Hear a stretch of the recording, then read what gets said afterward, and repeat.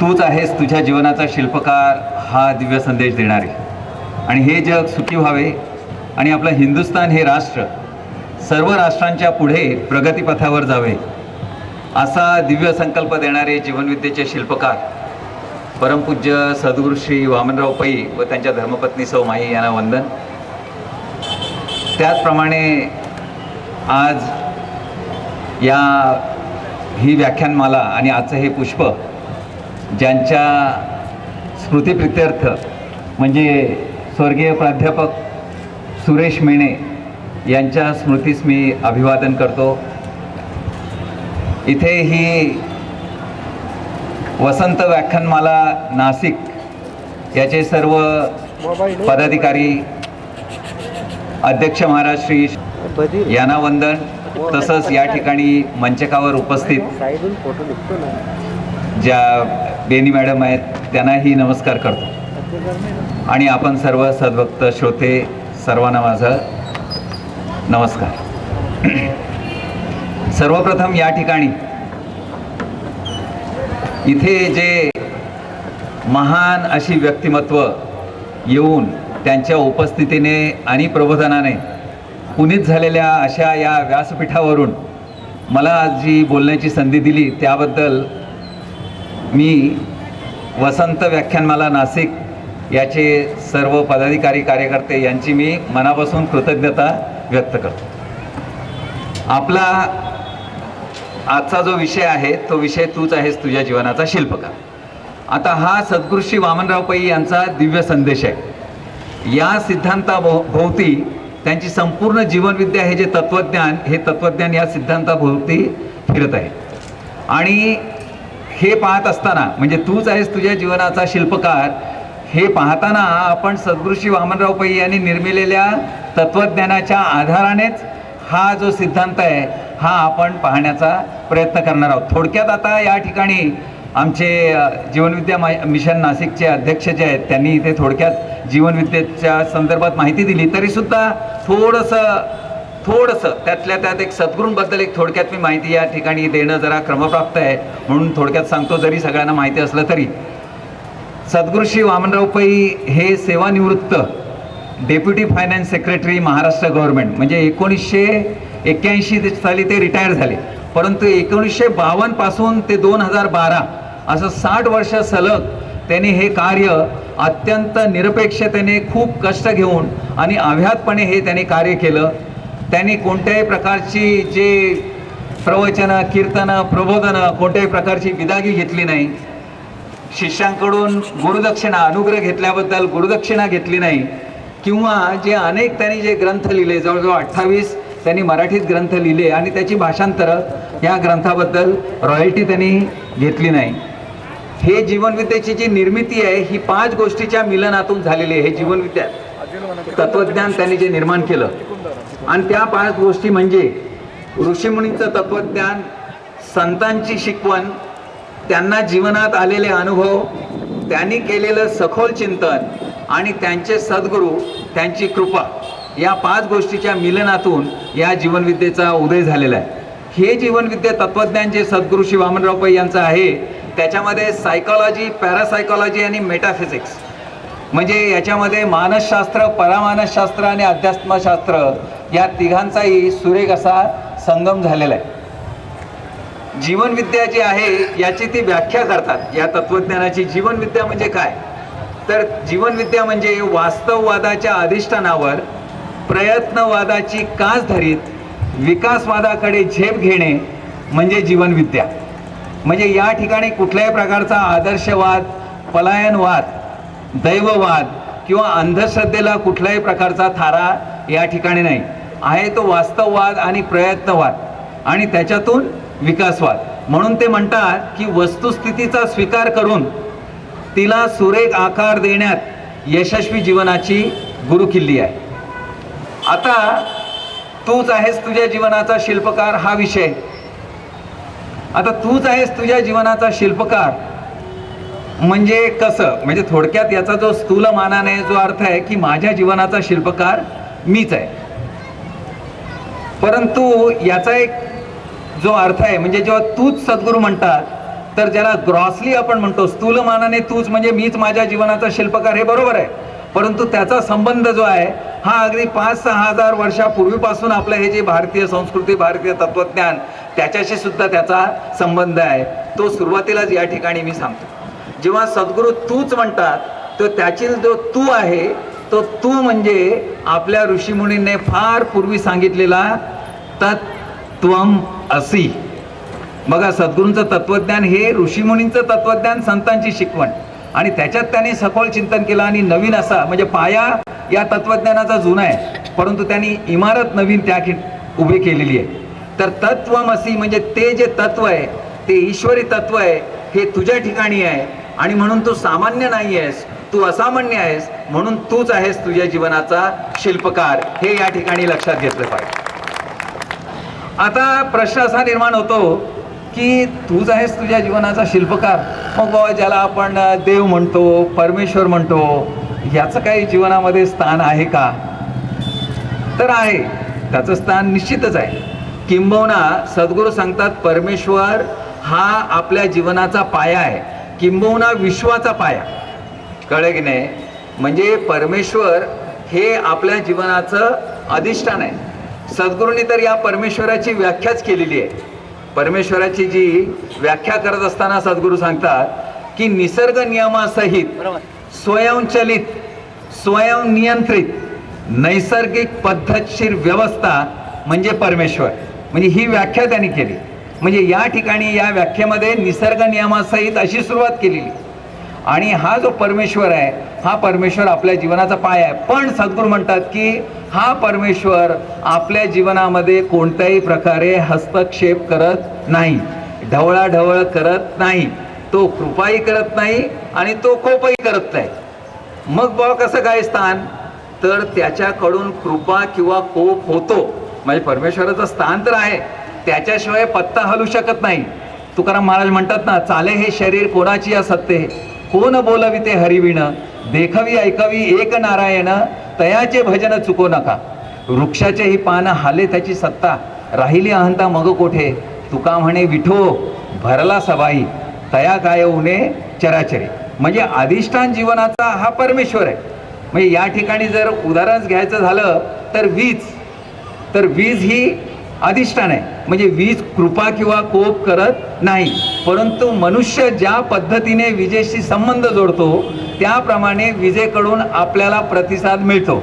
म्हणजे मग हा मोठा आवाज, प्रकाश, थंड वारा आणि अज्ञानाने जर संबंध, ती वीज ही शक्ती, अज्ञानाने जर संबंध जोडला तर त्याच विजेकडून शॉक मिळणं किंवा आग लागणं किंवा मृत्यूही आपल्यावरती आपण ओढून घेऊ शकतो.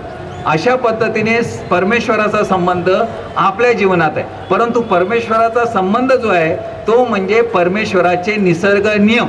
कारण परमेश्वर आणि परमेश्वराचे निसर्ग नियम आपल्याला वेगळे करता येत नाहीत. सद्गुरूंचा एक जीवनविद्येचा मंगल कलश म्हणजे उत्तरे तुमच्या अनुत्तरित प्रश्नांची असा एक ग्रंथ आहे. त्या ग्रंथामध्ये सद्गुरूंनी परमेश्वराची एक जरा वेगळ्या प्रकारे व्याख्या केली आहे. ते असं म्हणतात की निसर्गाचे नियम आणि त्यांचा नियामक, किंवा नियामक म्हटलं की जरा पर्सॉनिफाय होतं ते व्यक्तीकरण, म्हणून निसर्गाचे नियम आणि त्या अंतर्गत असणारी नैसर्गिक नियंत्रण व्यवस्था दोन्ही मिळून जो तो परमेश्वर. म्हणजे या ठिकाणी महत्त्वाचं आहे ते परमेश्वरी निसर्ग नियम. आणि हे निसर्ग नियम आपल्याला परमेश्वरापासून वेगळे करता येत नाही. जसं साखर आणि साखरेची गोडी किंवा मीठ आणि मिठाचा खारटपणा किंवा चिंच आणि चिंचेचा आंबटपणा वेगळा करता येत नाही, तसं परमेश्वर आणि परमेश्वराचे निसर्ग नियम आपल्याला वेगळे करता येत नाही. परंतु आपला संबंध जो आहे हा आपला संबंध परमेश्वराशी जो आहे तो परमेश्वरी निसर्ग नियमाशी आहे. म्हणून हे निसर्ग नियम कोणते? तर निसर्ग नियम खूप अनंत आहेत. म्हणजे जसं परमेश्वराचं रूपही अनंत आहे, त्याचा व्याप अनंत आहे, त्याची निर्मिती अनंत आहे, त्याचं अनंत स्वरूप, आनंद स्वरूप अनंत आहे. म्हणून आपल्या शास्त्रामध्ये एक नाव आहे परमेश्वराला, ते असं आहे अनंत कोटी ब्रह्मांड नायक, म्हणून विनायक. बघा ना, म्हणजे गणपतीचं पोट असं मोठं दाखवलेलं आहे, कारण संपूर्ण प्रतिकात्मक संपूर्ण ब्रह्मांड त्या ठिकाणी भरलेलं आहे. लक्षात आले की नाही? अनंत कोटी ब्रह्मांड नाही. तर तसंच परमेश्वरी निसर्ग नियम खूप आहेत. परंतु जे काय थोडे मानवाला ज्ञात झालेले आहेत, किंबहुना सद्गुरू म्हणतात जसे जसे निसर्ग नियम ज्ञात होत जातात तसं तसं विज्ञानाची प्रगती होत जाते. तर प्रामुख्याने काही जे नियम आहेत हे या ठिकाणी आपण उदाहरण म्हणून घेऊ आणि त्याच्यातून आपण तूच आहेस तुझ्या जीवनाचा शिल्पकार कसं हे पाहण्याचा प्रयत्न करू.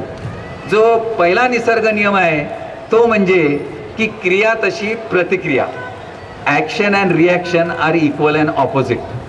म्हणजे विज्ञानामध्ये आपण तो ऐकलेला आहे, Newton's third law of motion, physics, कळलं की नाही.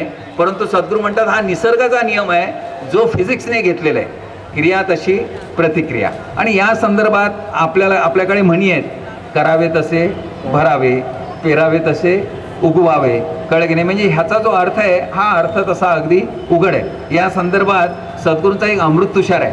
ते असं म्हणतात की तुम्ही इतरांना जे सुख किंवा दुःख द्याल ते सुख दुःख न चुकता बुमरँग होऊन तुमच्याकडे परत येईल.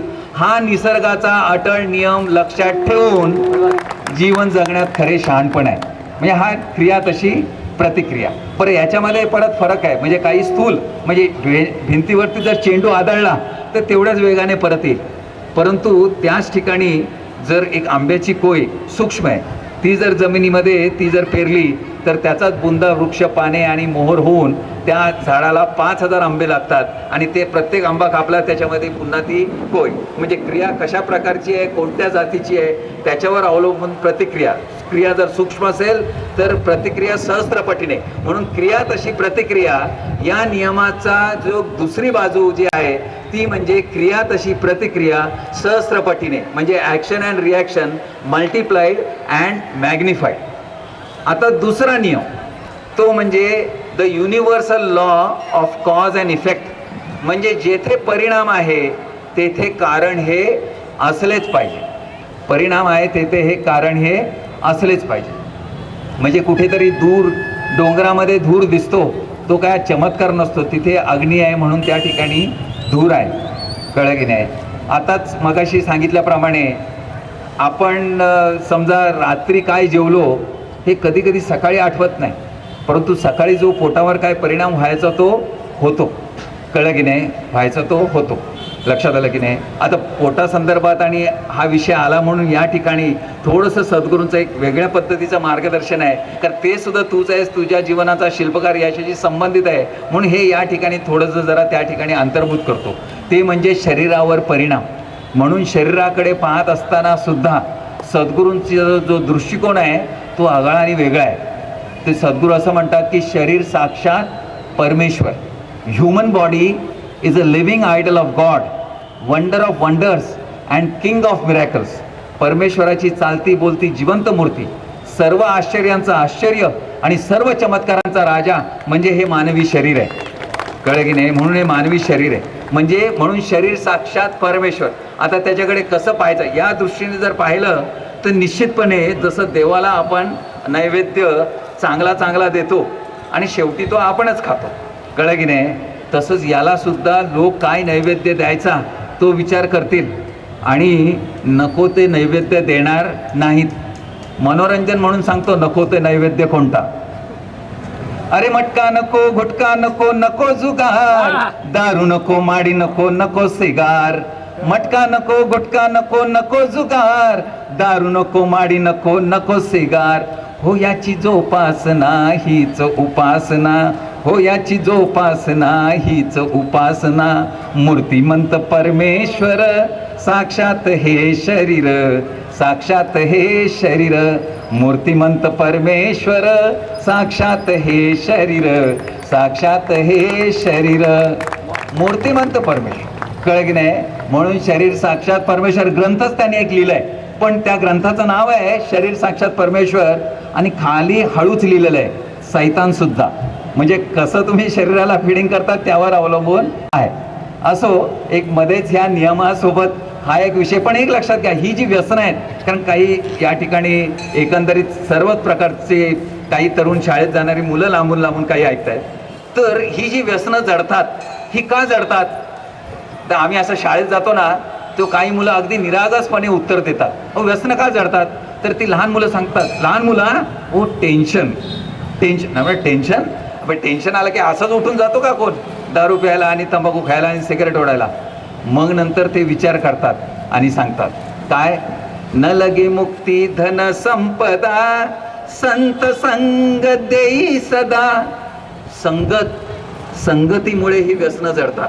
म्हणून संगती संदर्भात सद्गुरूंचा एक अमृत तुषार आहे, म्हणजे बोधवचन. सत्याचा साक्षात्कार घडवून आणण्याचे किंवा पूर्ण सत्यानाश करण्याचे सामर्थ्य संगतीत आहे. म्हणून संगत धरण्यात माणसाने सदैव सावध असले पाहिजे. एवढं संगतीचं अपरंपार महत्व आपल्या जीवनामध्ये आहे. असो, आता आपण तिसरा नियम, पहिला बघितला क्रिया तशी प्रतिक्रिया, दुसरा जेथे परिणाम आहे तेथे कारण हे असलेच पाहिजे. कळलं की नाही? कारण सांगता येत नाही बी कोणत्या जातीची आहे त्याच्यावर अवलंबून फळ आहे. कळलं की नाही? म्हणजे जर शेती केली तर 4 महिन्यामध्ये आपल्याला फळ मिळतं. आंब्याचं झाड 4 वर्षाने फळ, परंतु अक्रोडचं झाड असेल तर 200 वर्षाने फळ आहे. तसं आंब्याच्या बीच्या जातीवर, कर्माच्या जातीवर फळ अवलंबून असतं. आपल्याला जो दिसतो परिणाम त्याचं कारण हे असलंच पाहिजे. आता तिसरा निसर्ग नियम म्हणजे जसा विचार तसा जीवनाला आकार. लक्षात घ्या, जसा विचार तसा जीवनाला आकार हा निसर्गाचा नियम आहे, लॉ ऑफ नेचर. कळलं की नाही? परत तुम्ही म्हणाल हा निसर्ग नियम याच्यावरती तुम्ही स्ट्रेस का करता? कारण त्याचं महत्त्व आपल्या जीवनात आहे. कळलं की नाही? त्याचं महत्त्व तसंच आहे आपल्या जीवनात. लक्षात घ्या, म्हणजे एक उदाहरण आपण दृष्टांत घेऊया निसर्ग नियमाचं. लाल बुंद निखार आहे आणि या निखाऱ्यावरती जर आपल्यापैकी कोणाचा जर हात त्याच्यावरती पडला, काय होणार? भाजणार. माझा हात पडला तर तरीसुद्धा भाजणार आणि पंतप्रधानाचा पडला तरीसुद्धा भाजणार. म्हणजे निसर्ग नियम अपवाद करत नाही. हे महत्त्व आहे निसर्ग नियमाचं. म्हणून सद्गुरूंनी सांगितलेलं जे जीवनाशी संबंध आहे तो निसर्ग नियम. ह्या निसर्ग नियमाचं जे मानवी जीवनामध्ये स्थान आहे हे जर वैज्ञानिक दृष्टिकोनातून जनमानसामध्ये जर ते बिंबवण्याचा जर प्रयत्न केला तर त्याचे फार चांगले परिणाम आपल्याला दिसतील. कारण अलीकडे खरं बघायला तर परमेश्वराला सुद्धा अलीकडे कोण मानायला तयार नाही, तर घाबरण्याचा प्रश्न येत नाही. किंबहुना परमेश्वराला काय घाबरायचं वगैरे काय नसतं, पण एक आपलं बोलीभाषा. कळलं की नाही? तर पण निसर्ग नियम सगळ्यांना लागू मानलेच पाहिजे, सायंटिफिक. कळलं की नाही? की बा तुम्ही जर हे अमुक कर्म केलं तर निसर्ग नियमानुसार त्याची प्रतिक्रिया मिळणार. कायद्याच्या कचाट्यातून सुटणार, परंतु निसर्गाच्या कायद्याच्या कचाट्यातून सुटणं अशक्य आहे. कळलं की नाही? हे जर म्हणजे याच्यामुळे आपण ज्याला भ्रष्टाचार म्हणतो, अनाचार म्हणतो, अत्याचार म्हणतो, ह्या बऱ्याचशा गोष्टीवरती परिणाम होईल. पण हे शास्त्रीय पद्धतीने वैज्ञानिक दृष्टिकोनातून त्याचं जे बिंबवण्याचं काम हे झालं पाहिजे. असो, आता आपला जो नियम आहे तो जसा विचार तसा जीवनाला आकार. आता हा नियम पाहत असताना या ठिकाणी जे विचार निर्माण होतात हे विचार आपल्या मनात निर्माण होतात. म्हणून इथे जे महत्त्वाचं आहे ते आपलं मन आहे. ह्या मनाचं सामर्थ्य भरपूर आहे. सद्गुरू म्हणतात mind is supreme, mind well, the builder of destiny is mind. कळलं की नाही? हे जे मन आहे हे मनच आपलं शिल्प घडवत असतं. किंबहुना या मनाची महती अगदी उपनिषदांपासून मनोजातम जगत सर्वम, मन एव जगतपती, मन एव परब्रह्म, मन एव रमापती, अशा पद्धती भगवद्गीतेत इंद्रियानाम मनश्चाश, सर्व इंद्रियामध्ये मन मी आहे. सकळ इंद्रिया मन हे प्रधान. तुकाराम महाराज. किंबहुना तुकाराम महाराज एक सुंदर अशी कविता आहे. ते आम्हाला होती तेव्हा काय अर्थ कळला नाही, परंतु सद्गुरूचं तत्वज्ञान ऐकल्यानंतर त्याचा अर्थबोध थोडासा झाला. ती ते जे तुकाराम महाराजांचा जो अभंग आहे तो असा आहे, अगदी सिक्सर पे सिक्सर म्हणतात ना, असं आहे. मन करारे प्रसन्न, सर्व सिद्धीचे कारण, मोक्ष अथवा भवबंधन, सुख समाधान इच्छाते. मने प्रतिमा स्थापिली, मने मना पूजा केली, मने इच्छा पुरविली, मन माऊली सकळांची, मन गुरु आणि शिष्य करी आपुलेची दास्य, प्रसन्न आपणास गती अथवा अधोगती, साधक वाचक पंडित श्रोते वक्ते ऐका मात, नाही आन दैवत तुका म्हणे दुसरे. कळलं की नाही? पुढे तर आणखीन एका ठिकाणी तुकाराम महाराज म्हणतात, ते काय म्हणतात? आधी मन घेई हाती तोची गणराज गणपती च लावलंय, संयुक्त महाराष्ट्र झालाच पाहिजे. कळलं की नाही? तसं तुकाराम महाराज म्हणतात की आधी मन घेई हाती तोची गणराज गणपती. हे मन फार महत्वाचं आहे. कळलं की नाही? म्हणून या मनाचं ज्ञान असणं गरजेचं आहे. आणि म्हणून हे मन जे आहे आणि या मनात निर्माण होणारे विचार, या मनाचे 5 प्रकार सद्गुरूंनी सांगितलेले आहेत. बहिर्मन, अंतर्मन, अमन, शुद्ध मन आणि दिव्य मन. Conscious mind, subconscious mind, pure consciousness, unconscious power, pure consciousness and divine consciousness, असे 5 प्रकार आहेत. सध्या आपल्याला संबंध आहे तो बहिर्मन अंतर्मन, हे थोडक्यात पाहू. म्हणजे विचार आपण म्हटलं ना, as you think so you become, जसा विचार तसा जीवनाला आकार. तर हे शास्त्र काय, हे थोडक्यात सद्गुरूचा एक ग्रंथ आहे अमृत मंथन. या अमृत मंथन ग्रंथामध्ये त्यांनी त्याचं अगदी सविस्तर असं शास्त्र पहिल्याच प्रकरणात, पहिलं प्रकरण त्याच्यातलं आहे शंकर म्हणतो तथास्तु, त्या प्रकरणात त्याचं सविस्तर असं सद्गुरूंनी त्याच्यामध्ये विस्ताराने सद्गुरूंनी सांगितलेलं.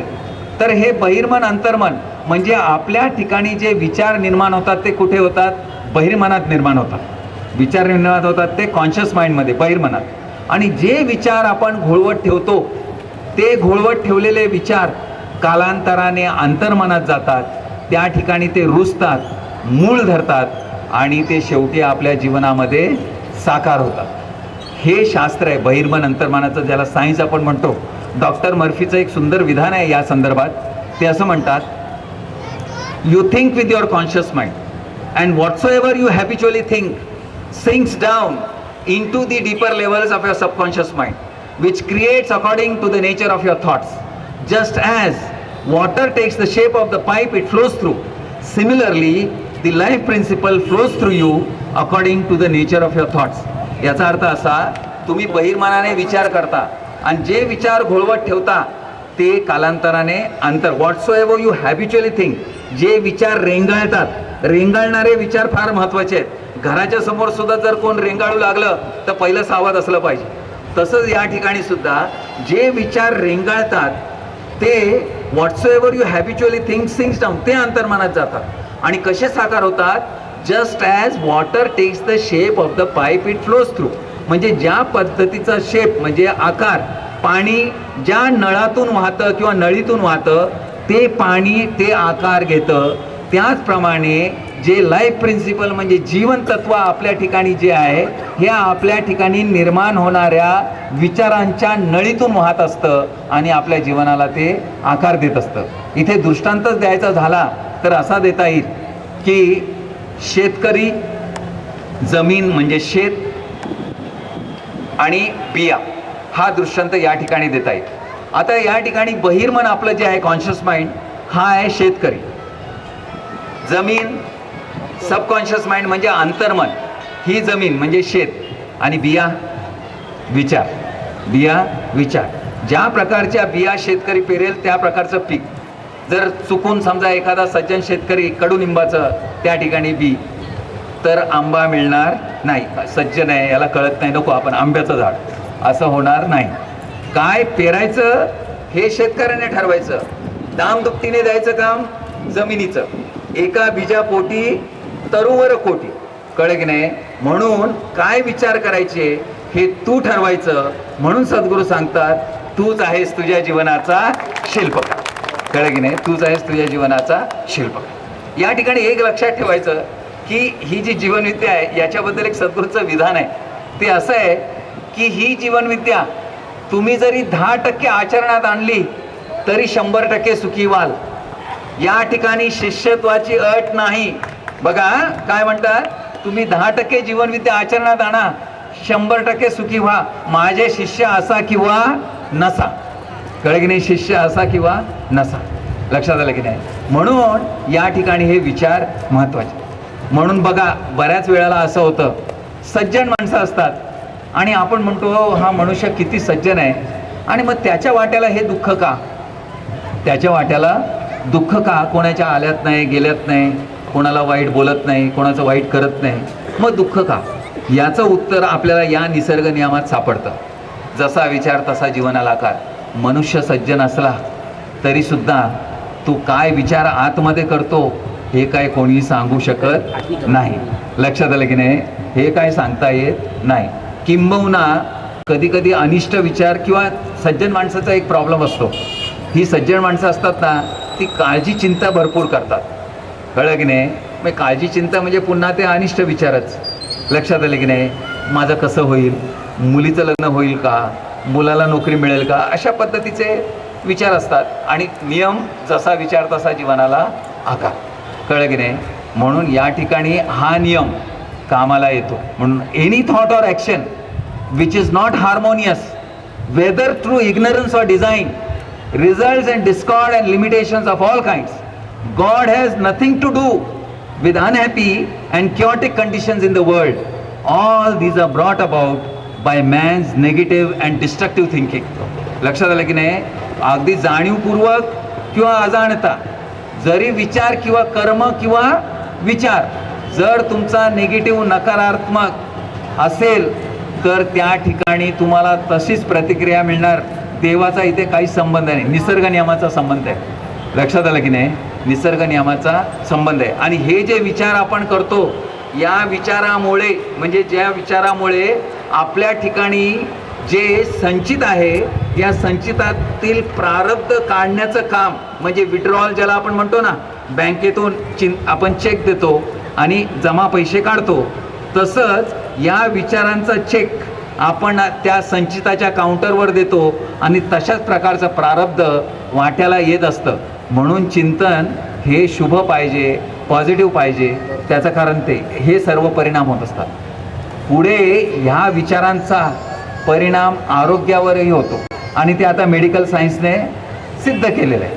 कळलं की नाही? मेडिकल सायन्स, कॉग्नेटिव्ह सायन्स वगैरे ज्याला आपण म्हणतो, हे सिद्ध केलेलं जे विचार thoughts of jealousy, worry, fear, anxiety tear down your nerves and glands, bringing about physical and mental diseases of all kinds.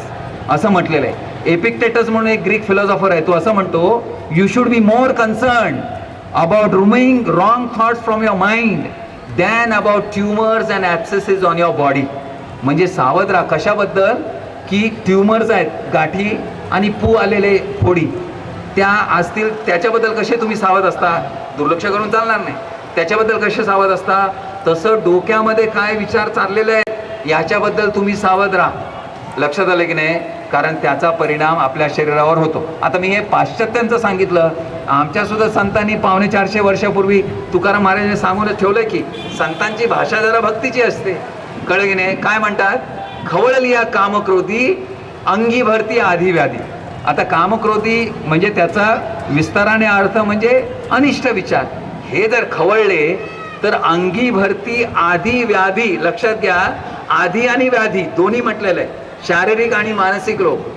कळलं की नाही? शारीरिक आणि मानसिक रोग. म्हणून हा जो विचार तसा जीवनाला आकार, याचा अशा पद्धतीने आपल्या जीवनावर परिणाम होत असतो. म्हणून शेवटी विचार काय करायचे हे शेवटी आपणच ठरवायचं. म्हणून सद्गुरू सांगतात, तूच आहेस तुझ्या जीवनाचा शिल्पकार. आता या ठिकाणी ह्याचा संबंध बघा आपल्या ऋषीमुनीने साधू संतांनीही केला आणि म्हणूनच त्यांनी सुद्धा आपल्याला हरिनामाची महती सांगितली. बघा, हरिनामाची महती सांगितली कारण त्यांना सुद्धा हे ठाऊक होतं, जसं स्मरण तसं जीवन. तुम्ही म्हणणार हरिनामाची महती आणि as you think so you become, जसा विचार तसा जीवनाला आकार, याचा संबंध कसा काय? कळलं की नाही? याचा संबंध कसा काय? कारण देवाचं नाम हा सुद्धा एक विचार आहे. विचार आहे, पण तो साधा विचार नाही. It divine name is divine thought. देवाचा नाम हा एक दिव्य विचार आहे. म्हणून बघा, प्रत्येक देवाच्या नामाला एक अर्थ आहे. प्रत्येक देवाच्या नामाला अर्थ आहे. राम म्हटलं की राम म्हणजे काय? की आपल्याला फक्त जे वाटतात राम ते राम नाही, तर ज्ञानेश्वर महाराज सांगतात, कळलं की नाही? तैसा हृदयामध्ये मी राम असता सर्व सुखाचा आराम की भ्रांतासी काम विषयावरी. म्हणजे सर्व सुखाचा आराम असा राम जो हृदयामध्ये आहे तो. म्हणून राम या शब्दाचा अर्थ हा. हरी सर्व दुःख हरण करणारा तो हरी. शंकर कल्याण करणारा तो शंकर. कृष्ण आकर्षण करणारा कृष्ण. गोविंद आनंद जेव्हा इंद्रियातून स्फुरू लागतो तेव्हा त्याला गोविंद म्हणतात. म्हणून प्रत्येक देवाच्या नामाला अर्थ आहे. म्हणून अगदी ऋषीमुनींपासून ते संतांपर्यंत, त्या अलीकडच्या संतांपर्यंत हरिनामाची महती सांगितली. त्याचं कारण ते आहे.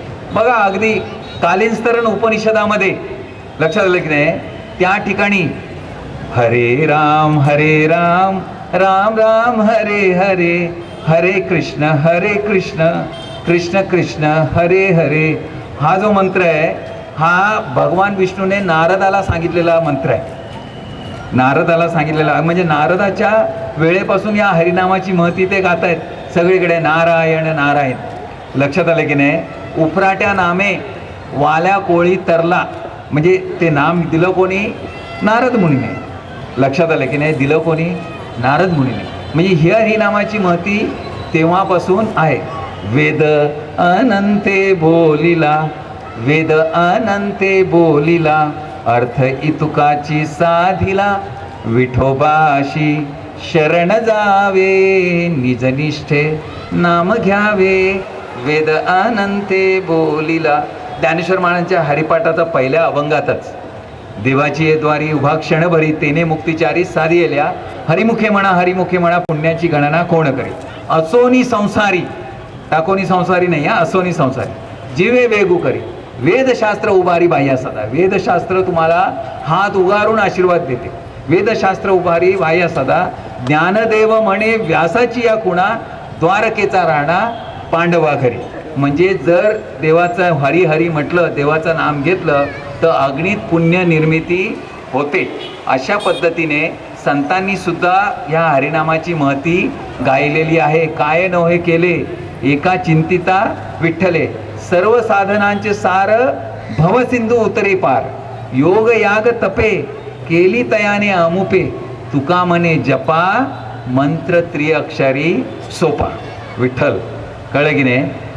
प्रत्येक ठिकाणी त्यांनी हरिनामाची सुखे संसार हा करी, वाचे उच्चारावा हरी, नामसंकीर्तन साधन पै सोपे, जळतील पापे जन्मांतरीची, न लगे सायास जाणे वनांतरा, सुखे येतो घरा नारायण, ठाईच वैसोनी करा एक चित्त, आवडी अनंत आळवावा, रामकृष्ण हरी विठ्ठल केशवा, मंत्र हा जपावा सर्व काळ, याविना अनिक नाही पै साधन, वाहतसे आन विठोबाची, तुका म्हणे आहे सोपे सर्वाहुनी, शहाणा तो धनी घेतो येथे. म्हणजे ही हरिनामाची महती जी सांगितली आहे त्याचं कारण स्मरण तसं जीवन, हा जो नियम आपल्या जीवनामध्ये कार्यरत आहे आणि त्याप्रमाणे आपलं जे जीवन घडतं. म्हणून संतांनी हा शोध लावला. एका ठिकाणी उल्लेख आहे त्याचा, संत एकांती बैसले,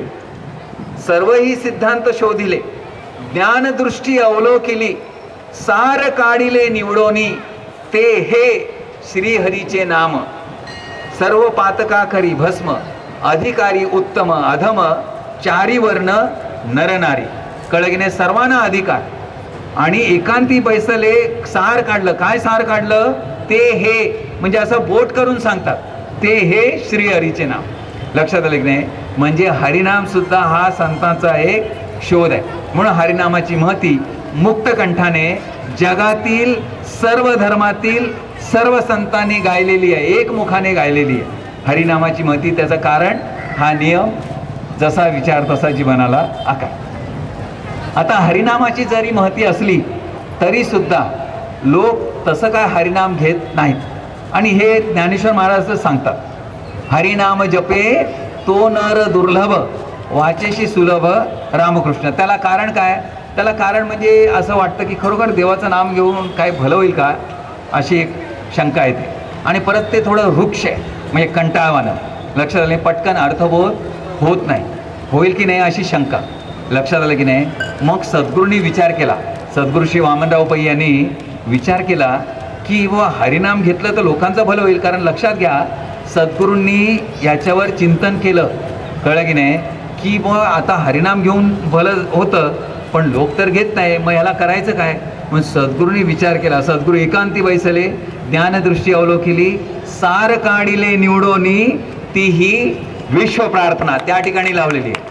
हे ईश्वरा सर्वांना चांगली बुद्धी दे, आरोग्य दे, सर्वांना सुखात आनंदात ऐश्वर्यात ठेव, सर्वांचं भलं कर, कल्याण कर, रक्षण कर, आणि तुझे गोड नाम मुखात अखंड राहू दे. ही विश्व प्रार्थना, हा सद्गुरूंचा शोध. लक्षात घ्या, सद्गुरू स्वतः त्यांनी नाम घेतलं. सद्गुरू हे BA ऑनर्स, मगाशी सांगितलं 1981 साली ते त्या उच्च पदावरून रिटायर झाले. साधारण 24व्या वर्षी पदवीधर झाल्यानंतर एका लायब्ररीवरून जात असताना सद्गुरूंनी त्या लायब्ररीमध्ये त्यांच्या हातात एक ग्रंथ आला. त्या ग्रंथाचं नाव होतं की नामजपाचे महत्त्व, लेखक रामकृष्ण कामत. हा ग्रंथ त्यांनी नुसता वाचला आणि त्याच्यात नामाची महती लिहिलेली होती. सद्गुरूंनी विचार केला, हे एवढं महत्त्व आहे सांगतात हरिनामाचं, चला नाम घेऊन बघूया. अशा पद्धतीने त्यांनी नामस्मरण करावयास सुरुवात केली आणि त्या नामाच्या बीजाचा जो परिणाम, तो म्हणजे जीवनविद्या मिशनचा हा जो मोठा वटवृक्ष दिसतोय ते नाम आहे. लक्षात घ्या, कळलं की नाही? पण तरी सद्गुरूंनी विचार केला, आता नाम तर लोक घेत नाहीत, मग काय, मग प्रार्थना. कारण काय होतं की प्रार्थनेचा आपल्याला अर्थबोध होतो, लक्षात येतं, कळलं की नाही? आणि प्रार्थनेमध्ये नाम आहे, कारण सुरुवात करतानाच आपण काय म्हणतो, हे ईश्वरा, कळलं की नाही? ईश्वर सुद्धा देवाचंच नाव, कळलं की नाही? ईश्वर सर्वभूतानां हृदयशर्जुन तिष्ठती, भगवद्गीतेत. लक्षात आलं की नाही? काय म्हणतो, हे ईश्वरा सर्वांना चांगली बुद्धी दे, आरोग्य दे, सर्वांना सुखात आनंदात ऐश्वर्यात ठेव, सर्वांचं भलं कर, कल्याण कर, रक्षण कर, आणि तुझे गोड नाम मुखात अखंड राहो. शेवटी पुन्हा देवाचं नाम, कळलं की नाही? म्हणजे देवाचं नाम या ठिकाणी आहे आणि परत त्या ठिकाणी जे विचार, it is a gold mine of golden thoughts, सोन्यासारख्या विचाराने भरलेली सोन्याची खाण म्हणजे ही विश्व प्रार्थना आहे. म्हणून ही विश्व प्रार्थना म्हणावयास सद्गुरूंनी सांगितलं. त्याचं कारण की त्याचा पटकन आपल्याला अर्थबोध होतो आणि ती म्हणू शकतो. आणि ती जेव्हा जेव्हा रिकामपण असेल तेव्हा तेव्हा म्हणा, कारण ते ज्ञानेश्वर महाराजांनी त्याचं दिग्दर्शन केलेलं. मगाचा जो अभंग आहे तोच, देवाची द्वारी उभा क्षणभरी. आता क्षणभरी हा प्रश्न आम्हाला काय वाटायचं, देवाची द्वारी उभा क्षणभरी, पूर्वी वाटायचं क्षणभरी म्हणजे एकदा आपल्या देवाकडे गेला, नमस्कार केला की काम झालं. तर ज्ञानेश्वर महाराज आहेत त्यांनी शब्द काय वापरला, क्षणभरी. क्षणभरी म्हणजे प्रत्येक रिकामा क्षण तू नामाने भरी, कळलं की नाही? हा त्याचा अर्थ आहे. हे आम्हाला सद्गुरूंकडे आल्याच्या नंतर कळलं, लक्षात आलं की प्रत्येक रिकामा क्षण नामाने भरी, पॉझिटिव्ह थिंकिंगने भरी, विश्व प्रार्थनेने भरी, मंगल पवित्र विचाराने भरी, हा त्याचा अर्थ. देवाचे द्वारी उभा क्षणभरी, तेने मुक्तिचारी साधेला, हरिमुखे म्हणा, हरिमुखे म्हणा, पुण्याची गणना, अगणित पुण्य प्राप्ती, कळलं की नाही? असोनी संसारी, हे महत्वाचं, संसारात राहून, संसार टाकून नाही. म्हणून सद्गुरूचा एक सिद्धांत आहे संसाराबद्दल, म्हणजे ते संसार दुःख मूळ, चोहीकडे इंगळ, विश्रांती नाही कोठे, रात्रंदिवस तळमळ. हे नाही, हे संतांनी नंतर वेगळं सांगितलं, कळलं की नाही? सुखे संसारा करी वाचे उच्चारावे, लक्षात आलं की नाही? किंवा तर ते नाही, तर सद्गुरूंचा संसाराबद्दल काय सिद्धांत आहे, संसार सुखाचा करणे म्हणजे परमार्थ, कळलं की नाही? म्हणून असोनी संसारी, संसार टाकून नाही, संसारात राहू. कसं नाम घे, जिव्हे वेग करी, म्हणजे जिवेला वेग देऊन नाम घे. नाम घेण्याच्या विविध पद्धती आहेत, त्याच्यात ही पद्धत ज्ञानेश्वर महाराज काय करतात की सगळं मन आहे ना त्या पहिल्या अभंगातच मोकळं करतात, म्हणजे काय ठेवत नाही. तर एका अभंगी हरिपाठ म्हटला तरी चालेल, पहिल्या अभंगातच सगळं प्रोसेस वगैरे, फायदे, त्याचे काय फळ काय, हे पहिल्याच अभंगात सांगून मोकळे होतात, कळलं की नाही? संसारात राहून जिवेला वेग देऊन नाम घ्या, जिवेला वेग देऊन, कारण वेग दिल्याने त्याच्यात म्हणजे फट असता कामा नाही, फट असता कामा नाही. विठाल विठाल विठाल विठाल विठाल विठाल विठाल विठाल विठाल विठाल विठाल विठाल विठाल विठाल फट असता कामा नाही. किंवा प्रार्थना म्हटली तर, हे ईश्वरा सर्वांना चांगली बुद्धी दे, आरोग्य दे, सर्वांना सुखात आनंदात ऐश्वर्यात ठेव, सर्वांचं भलं कर, कल्याण कर, रक्षण कर, आणि तुझे गोड नाम मुखात अखंड राहू दे. हे ईश्वरा सर्वांना फट नको, कारण फट जर असेल ना, म्हणजे घरामध्ये सुद्धा जर फट असते ना, तर त्याच्यातून ते सगळं झुरळं पाली सगळ्या शिरतात, लक्षात आलं की नाही? म्हणून ही फट असता कामा नये, हा एक प्रोसेस ज्ञानेश्वर महाराजांनी सांगितला. म्हणून जेव्हा जेव्हा रिकामपण मिळेल तेव्हा ही प्रार्थना म्हणा, अशा पद्धतीचं सद्गुरूंनी सुद्धा मार्गदर्शन केलं, कळलं की नाही? कारण त्याचा संबंध आहे, हा जसा विचार तसा जीवनाला आकार, ज्याच्याशी या ठिकाणी संबंध आहे. म्हणून या ठिकाणी एक साधारण बोधप्रद अशी आपण गोष्ट पाहूया, कळलं की नाही. नंतर पुढे आपण जरा आणखीन या प्रार्थनेची पद्धत कशी म्हणायची ती पाहू. ही जी गोष्ट आहे ही रॅम्से मॅकडॉनल्ड म्हणून एक इंग्लंडचे पंतप्रधान होऊन गेले, त्यांची ही गोष्ट. सद्गुरू नेहमी ही म्हणजे बोधप्रद असल्यामुळे ती नेहमी ही गोष्ट त्यांच्या प्रबोधनातून कीर्तनातून सांगायची. त्यांची गोष्ट अशी सांगतात की हे रॅम्से मॅकडॉनल्ड एका ठिकाणी त्यांचं काम, त्या ॲन्व्हलप असतात त्याच्यावरती ॲड्रेस लिहायचा किंवा ते स्टॅम्प मारतात ना, त्याच्यावर स्टॅम्प मारण्याचा हा त्यांचं काम. त्याच्यावरती दुसरा स्टॅम्प मारायचा, म्हणजे दुसऱ्याने वापर केला नाही पाहिजे. पण हे रॅम्से मॅकडॉनल्ड काय करायचे त्यावेळी, त्या कालावधीत जेव्हा त्या पोस्टात कामाला होते, तर तिथे त्या ॲन्व्हलपवर स्टॅम्प मारल्यानंतर, शिक्का मारल्यानंतर त्याच्यावर खाली, त्या लिफाफ्यावर खाली लिहायचे, काय लिहायचे, मे गॉड ब्लेस यू. काय लिहायचे, मे गॉड ब्लेस यू. देवा, ज्याला हे पत्र जात आहे ना त्याचं भलं कर. कळलं की नाही, ज्याला पत्र जात आहे त्याचं. आता एका दिवसात किती ॲन्व्हलपवर लिहिलं, 2 दिवसात कितींवरती लिहिलं, आठवड्यात, मग जेवढे दिवस जे त्या ठिकाणी होते त्यांच्या डोक्यामध्ये तेच चाललं होतं, मे गॉड ब्लेस यू. देवा यांचं भलं कर, देवा यांचं भलं कर. कळलं की नाही. म्हणजे as you think so you become. या विचाराचा परिणाम त्यांच्या जीवनात असा घडत गेला की त्यांच्या जीवनात अशा काय घटना घडत गेल्या, ते खरोखर एका मोठ्या देशाचे पंतप्रधान झाले, कारण त्यांच्या ठिकाणी असणारा तो विचार. कळलं की नाही. हे वॉशिंग्टनची पण एक गोष्ट मजेदार आहे. जॉर्ज वॉशिंग्टन अमेरिकेचे पहिले राष्ट्राध्यक्ष. शाळेमध्ये शिपाई, काम काय, तास संपला की बेल वाजवायची. इतर कामं शिपायांना असतात, पण आणि त्याच्यात एक काम, तास संपला की बेल वाजवायची. पण बेल वाजवताना काही लोकांना गंमत करायची अशी सवय आहे, तर हे गमतीने बेल वाजवताना गमतीने म्हणायचे. बेल काय वाजवायचे, टन टन टन, आणि गमतीने म्हणायचे, अमेरिकेचा प्रेसिडेंट वॉशिंग्टन. बघा, टन टन टन, अमेरिकेचा प्रेसिडेंट वॉशिंग्टन, माहीत त्याचं. आता हे म्हणायचे. नंतर थोडं त्यांना असं मिळालं, एकदा गुणगुणायची सवय झाली ना की काही गुणगुणतात. लक्षात आलं की नाही, ते चालूच असतं. एखादं गाणं पडलं की गुणगुणणं चालू. आता ह्यानी तो छंद त्यांनी पकडला, हे रिकामे बसले की ह्यांच्या डोक्यात हेच चालू, टन टन टन, अमेरिकेचा प्रेसिडेंट वॉशिंग्टन. ह्याचा परिणाम पुढे असा झाला की ते सिरियसली म्हणू लागले. कळलं की नाही. ते त्या विचाराशी एकरूप झाले. He was able to see, imagine, feel the reality of the idea which he sustained it, nourished it, and loved it until through his imagination it penetrated the deeper layers of his subconscious mind, thereby attracting to him all that was necessary for the fulfillment of his dream. असं Murphy म्हणतात. कळलं की नाही. त्याचा परिणाम असा झाला त्यांच्या जीवनामध्ये, त्यांना तंद्री लागायची ना, ते नंतर म्हणता म्हणता असे एकटे बसले की चालू त्यांची तंद्रीच लागायची. कळलं की नाही. त्यांच्या जीवनात अशा घटना घडत गेल्या, as you think so you become. खरोखर अमेरिकेचे ते राष्ट्राध्यक्ष, आणि माइंड वेल, ते अमेरिकेचे पहिले राष्ट्राध्यक्ष. मग यांनी जेव्हा विचार केला तेव्हा राष्ट्राध्यक्ष पद नव्हतं. पण एक गोष्ट मात्र या ठिकाणी आहे, त्याच्यासोबत प्रयत्न आहेत. म्हणजे प्रयत्नाला पर्याय नाही. प्रयत्न आणि प्रार्थना हे दोन्ही सायमल्टेनियसली चाललं पाहिजे. जॉर्ज वॉशिंग्टन आणि जो थॉमस जेफरसन, त्या they both for the American war of independence. अमेरिकेचं स्वातंत्र्य लढा त्यांनी प्रयत्न वगैरे केलेले, लक्षात आलं की नाही. किंवा रॅम्से मॅकडॉनल्ड सुद्धा, त्यांनी ते लेबर पार्टीचे पहिले पंतप्रधान होते. म्हणजे पण विचार हा जीवनाला आकार देत असतो. या दृष्टिकोनातून ही गोष्ट आपण या ठिकाणी पाहिली. कळलं की नाही.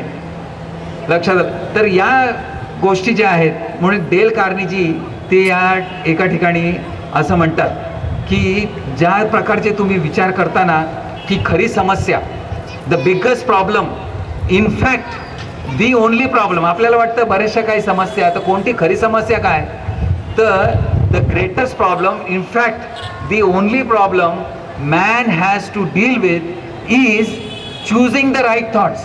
If he can do this, he will be on the high road to solving all his problems.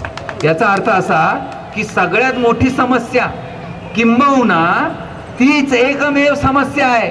आणि ती समस्या काय, योग्य विचार निवडणे. इफ ही कॅन डू दिस, म्हणजे ही जर समस्या सोडवली, योग्य विचार निवडायची, तर मनुष्य त्याचे सर्व समस्या सोडवू शकेल. अशा पद्धतीचं त्यांचं ते विधान आहे. मग आता योग्य विचार निवडायचे म्हणजे करायचं काय, कळलं की नाही. व त्या रॅम्से मॅकडॉनल्ड सारखं पोस्टात तर जाऊन आपण मे गॉड ब्लेस यू काय तिथे करू शकत नाही. त्याच्यासाठी विश्व प्रार्थना, रिकामपणी, हे ईश्वरा सर्वांना चांगली बुद्धी दे, आरोग्य दे, सर्वांना सुखात आनंदात ऐश्वर्यात ठेव, सर्वांचं भलं कर, कल्याण कर, रक्षण कर आणि तुझे गोड नाम मुखात अखंड राहू दे. पण एक गोष्ट आहे या ठिकाणी की देवाचं नामस्मरण करणं म्हणजे हरिनाम, मगाशीच म्हटलं हरिनाम जपे तोनर दुर्लभ, किंवा प्रार्थना म्हणणं, ते सुद्धा वाटतं तितकं सोपं नाही. त्या ठिकाणी लागतो तो अट्टास, कळे की नाही, तिथे लागतो तो अट्टास. कळे, तुकाराम महाराज छान सांगतात एका ठिकाणी, ते म्हणतात कळे न कळे त्या धर्म, ऐका सांगतो रे वर्म, माझ्या विठोबाचे नाम अट्टाहासे उच्चारा, तो या दाखविल वाटा, जया पाहिजे त्या नीटा, कृपावंत मोठा पाहिजे तो कळवळा. आता या ठिकाणी भाषा भक्तीची आहे, शास्त्र आहे. कळे न कळे त्या धर्म, ऐका सांगतो रे वर्म, माझ्या विठोबाचे नाम अट्टास. म्हणजे तुम्हाला त्या ठिकाणी प्रयत्न केलेच पाहिजे. तो या दाखविल, आता तो या दाखविल वाटा म्हणजे काय, आपल्या ठिकाणी असणारं जे अंतर्मन आहे ते वाटा दाखवतं, असा त्याचा अर्थ आहे. संत भाषा भक्तीची वापरतात, शास्त्र त्यांना ठाऊक असतं, लक्षात आलं की नाही. पण इथे ही भाषा वापरल्यामुळे तो या दाखवलेलं वाटा जया पाहिजे, पण कळवळ्याने म्हणजे अगदी मनापासून ते नाम घेतलं पाहिजे. आणि अट्टाहासाने, लक्षात आलं, म्हणून अट्टाहासाने एका ठिकाणी छान म्हणजे अगदी शौर्य, ज्याला आपण म्हणतो ना शौर्य, लक्षात आलं, तर शौर्याची भाषा एका ठिकाणी तुकाराम महाराज वापरतात, कळलं की नाही. तो कंठी धरला कृष्णमणी, अवघा जनी प्रकाश, काला वाटू एकामेका, वैष्णवादिका संभ्रम, वाकुलिया ब्रह्मदिका, उत्तम लोका दाखवू, तुका म्हणे भूमंडळी आम्ही बळी वीर गाडे. म्हणजे भूमंडळी ज्यांच्याकडे वीरत्व शूरत्व, आता ही सुद्धा आपली म्हणजे जी भूमी आहे, ही महाराष्ट्राची भूमी म्हणजे शौर्याची भूमी आहे, कळलं की नाही. छत्रपती शिवाजी महाराज या ठिकाणी जरा आलाच विषय आहे बघा. अरे देखो मुल्क मराठो का ये, यहाँ शिवाजी डोला था, मुगलों की ताकत को जिसने तलवारों पे तोला था, हर पर्वत पर आग जली थी, हर पत्थर एक शोला था, बोली हर हर महादेव की, बच्चा बच्चा बोला था, यहीं रखी थी शेर शिवाजी ने, लाज हमारे शान की, इस मिट्टी से तिलक करो ये धरती है बलिदान की. वंदे मातरम, वंदे मातरम, वंदे मातरम, वंदे मातरम. शौर्याची, लक्ष आलं की नाही, शौर्याची भूमी आहे, म्हणून अट्टाहास पाहिजे. तुकारामांचा शब्द काय तिथे, आम्ही बळी वीर गाडे. ते म्हणतात ज्यांच्याकडे वीरत्व आहे, शूरत्व आहे, धीरत्व आहे, तेच देवाचं नाम घेऊ शकतात, कळे की नाही, हा त्याचा अर्थ आहे, लक्षात आलं की नाही. म्हणून कारण जे कल्याणाची गोष्ट आहे तिथे प्रयत्न लागतात, कळलं की नाही, तिथे प्रयत्न हे पाहिजे. म्हणजे अशा विविध पद्धतीने आपल्याला याची जी महती ही सांगितलेली, म्हणून अट्टाहास. पण आता आणखीन पुढे जाऊया. पण हा अट्टाहास तसा शक्य नाही, मग ह्याला उपाय काय आहे का, कळलं की नाही. मग ह्याला उपाय आहे, आणि तो उपाय म्हणजे संत संग. मगाशीच न लगे मुक्ती धन संपदा, संत संग देई सदा. ते म्हणतात मुक्ती नको, धन नको, संपदा नको, संत संग दे बस, कळलं की नाही. आता संत हे सगळं सोडून हे मागतात, मग काहीतरी त्याला कारण असेल ना, लक्षात आलं. कारण त्यांना ठाऊक आहे की एकदा संत संघ मिळाला की बाकीच्या गोष्टी ऑटोमॅटिकली येणार आपोआप, लक्षात आलं की नाही, संत संघ. पण मग आता विषय असा आहे की हा नेमका संत म्हणजे आता संत आणायचे कुठून, लक्षात आलं की नाही. संत लक्षात ठेवायचं, सद्गुरू सांगतात संत म्हणजे सज्जन लोक, लक्षात आलं की नाही. संत म्हणजे सज्जन लोक, कळलं की नाही. जे सज्जन आहेत, जे प्रामाणिक आहेत, यांच्या नुसत्या संगतीत उगा पडून या राही संतांची या ठाई, असं म्हटलेलं आहे. तुका म्हणे तेथे न पाचारिता जावे, लक्षात आलं की नाही. असं तुकाराम म्हणतात, बोलवलं नाही तर त्या ठिकाणी जा तुम्ही संतांकडे, कळलं, नुसतं पडून राहा, लक्षात आलं, त्या ठिकाणी नुसतं पडून राहा. हा संत संगतीचा परिणाम. म्हणूनच मगाचा जो अमृत तुषार तिथे लावलेला आहे, पुन्हा एकदा सांगतो, कळलं की नाही. सत्याचा साक्षात्कार घडवून आणण्याचे किंवा पूर्ण सत्यानाश करण्याचे सामर्थ्य संगतीत आहे, म्हणून संगत धरण्यात माणसाने सदैव सावध असले पाहिजे. मग याला उपाय म्हणजे हरिनाम घेण्यासाठी किंवा प्रार्थना म्हणण्यासाठी किंवा शुभचिंतन करण्यासाठी उपाय म्हणजे संगत, कळलं की नाही. म्हणून सत्संग सांगितला जातो, त्याचं कारण हे आहे, लक्षात आलं की नाही. आणि एकत्रितपणे अशा ठिकाणी जेव्हा आपण येतो आणि संगतीत जेव्हा म्हणतो तेव्हा त्याला खूप ताकद असते. आता या ठिकाणी एक मुद्दा जो सांगायचा, प्रार्थनेबद्दल मी मगाशी असा उल्लेख केला, तो मी सांगतो. तो म्हणजे असा की ही प्रार्थना कधी म्हणायची तर रिकामपणी, जेव्हा रिकामपण मिळेल तेव्हा म्हणायची. आणि त्याच सद्गुरू सांगतात रिकामपणी म्हणा, त्याच्यात मोजून म्हणा 1000 वेळा दिवसातून असंही म्हणतात. पण महत्त्वाचं जे आहे ते म्हणतात रात्री झोपताना जरा तुम्ही अर्धा तास, 20 मिनटं, अर्धा तास म्हणा रात्री झोपताना. कळलं की नाही? अगदी बघा सगळ्यांनी जरा असं बसा बघू, असं जरा उठा, असं काय सद्गुरू काय सांगत नाही.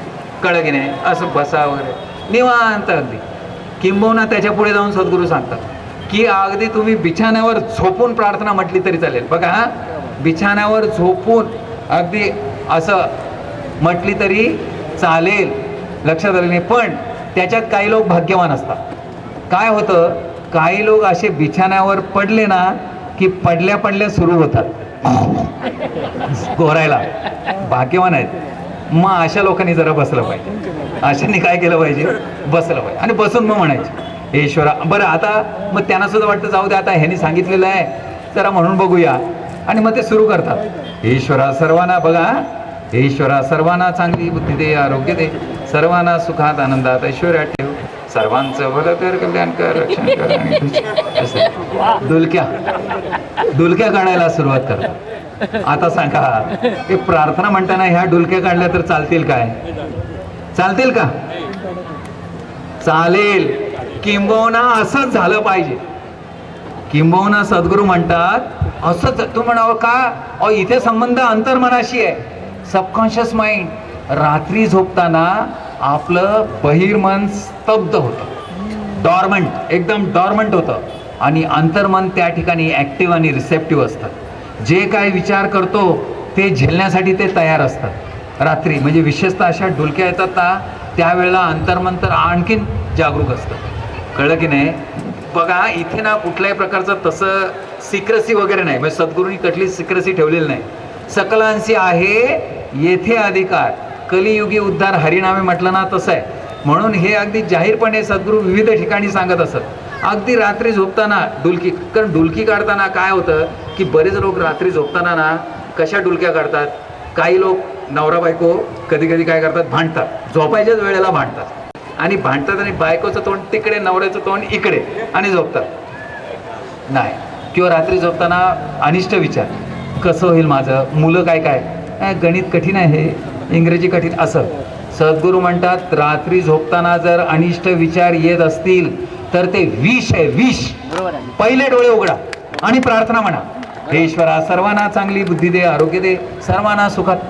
कळलं की नाही? रात्री झोपताना, कारण त्याचा संबंध त्या अंतर्मनाशी आहे. म्हणून रात्री झोपताना ही प्रार्थना म्हणणं, ही प्रक्रिया या ठिकाणी सद्गुरूजी सांगितली, ही आपल्याबरोबर या ठिकाणी मी शेअर केली. कळलं की नाही? असो, तर या ठिकाणी आपण हे थोडक्यात सगळं हे पाहिलेलं आहे. लक्षात आलं की नाही? आता शेवटी हे सगळं करायचं की न करायचं हे कोणी ठरवायचं आहे? तू ठरवायचं आहे. म्हणून तूच आहेस तुझ्या जीवनाचा शिल्पकार. कळलं की नाही? आता या ठिकाणी आपण समारोप करण्यापूर्वी एवढा जनसमुदाय इथे जो जमलेला आहे तर त्याचा आपण ॲडव्हान्टेज घेऊया. कारण तुम्ही म्हणणार आहो काय, आता तुम्ही आता हे सगळं भराभर सगळं सांगितलं. तो ॲडव्हान्टेजमध्ये असा की असा कार्यक्रम जेव्हा होतो तो या ठिकाणी प्रसाद, तो आहे प्रार्थना. ही सगळ्यांनी आपण प्रार्थना म्हणायची आहे. प्रार्थना म्हटल्याशिवाय कोणी जाऊ नये. प्रार्थना हा प्रसाद आहे. तत्पूर्वी तू म्हणणार अहो सर तुम्ही हे असं बराबर सांगत गेलात, पुढे काय? पुढे व्यवस्था आहे. हे बघा या ठिकाणी विविध सद्गुरूंचे ग्रंथ आहेत. परमेश्वर आहे का, म्हणजे सच्चिदानंद स्वरूप म्हणून सद्गुरूंच्या CD पब्लिश आहेत.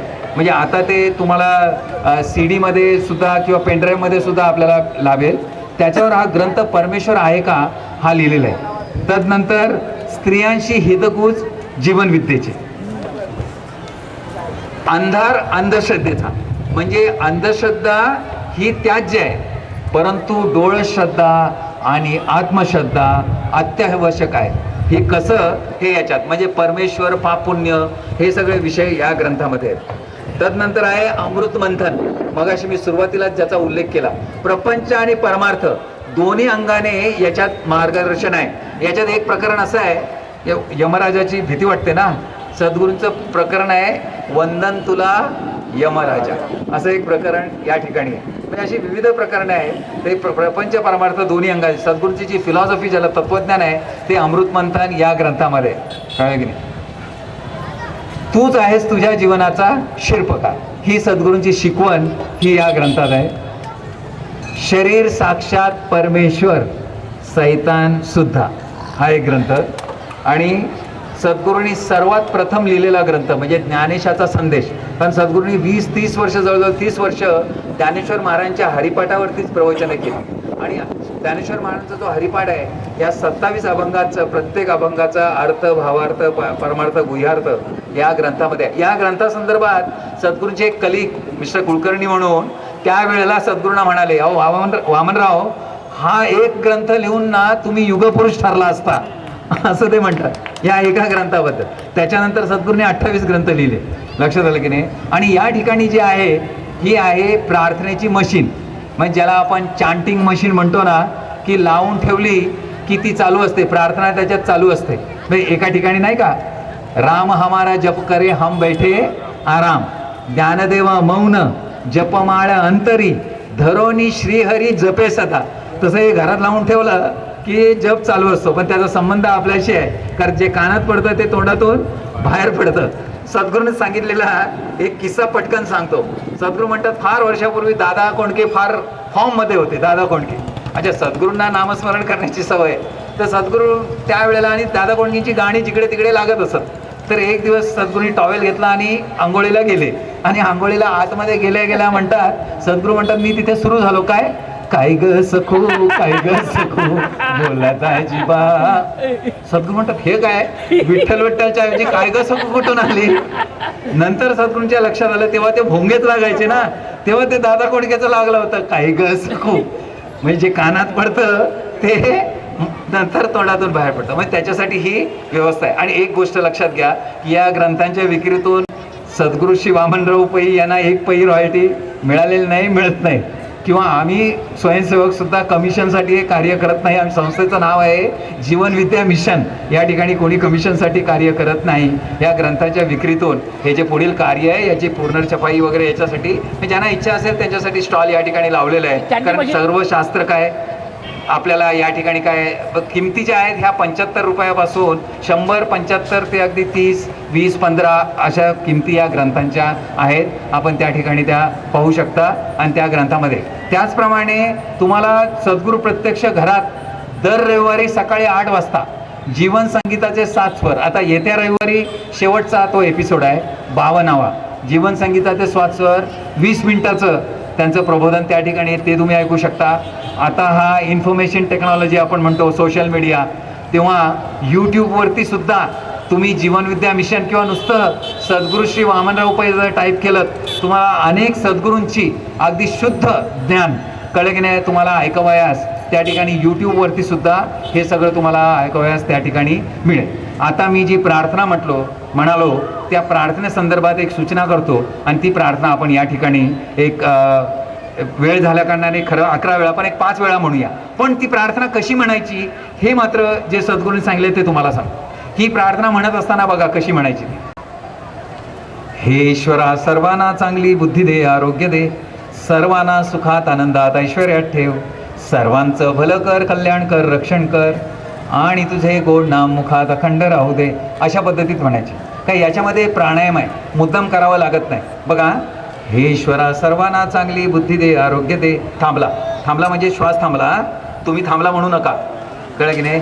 हे ईश्वरा, सर्वांना चांगली बुद्धी दे, आरोग्य दे, सर्वांना सुखात आनंदात ऐश्वर्यात ठेव. म्हणजे ऑटोमॅटिक प्राणायाम होतं, आरोग्याला चांगलं.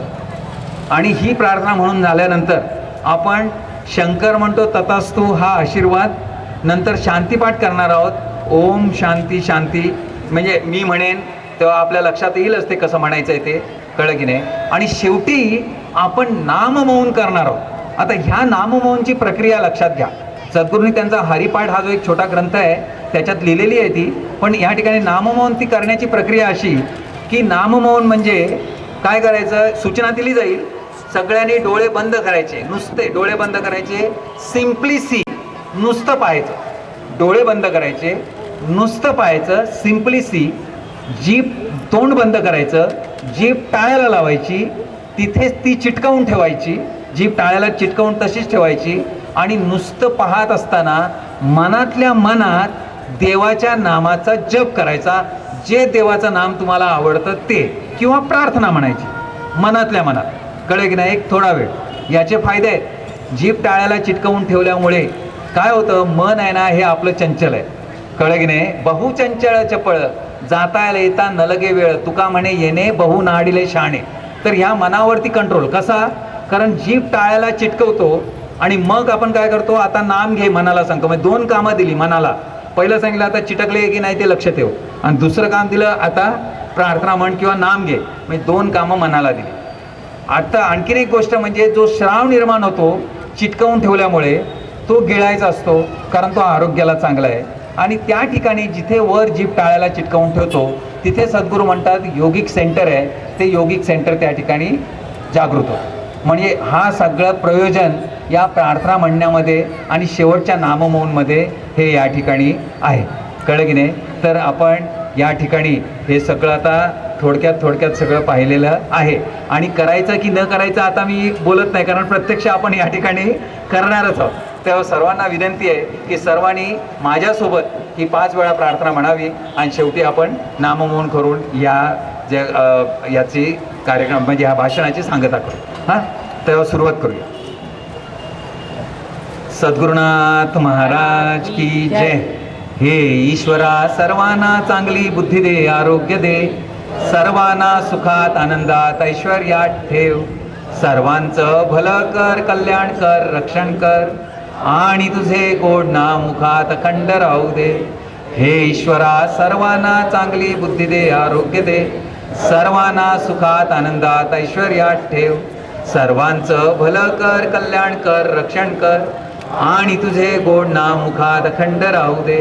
हे ईश्वरा सर्वांना चांगली बुद्धी दे, आरोग्य दे, सर्वांना सुखात आनंदात ऐश्वर्यात ठेव, सर्वांचं भलं कर, कल्याण कर, रक्षण कर, आणि तुझे गोड नाम मुखात अखंड राहू दे.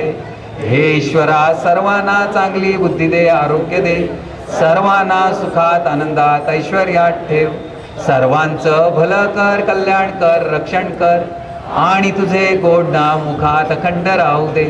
हे ईश्वरा सर्वांना चांगली बुद्धी दे, आरोग्य दे, सर्वांना सुखात आनंदात ऐश्वर्यात ठेव, सर्वांचं भलं कर, कल्याण कर, रक्षण कर, आणि तुझे गोड नाम मुखात अखंड राहू दे. शंकर म्हणतो तथास्तु, शंकर म्हणतो तथास्तु, शंकर म्हणतो तथास्तु, तथास्तु, तथास्तु, तथास्तु, तथास्तु, तथास्तु, तथास्तु. ओम शांती शांती शांती. ओम शांती शांती शांती. ओम शांती शांती शांती. सर्वांनी डोळे मिटा, तोंड मिटा, जीभ टाळ्याला लावा, तिथेच चिटकवून ठेवा, समोर पहा आणि मनातल्या मनात एक अर्धा मिनटं देवाच्या नामाचा जप मनातल्या मनात करा. सुरू.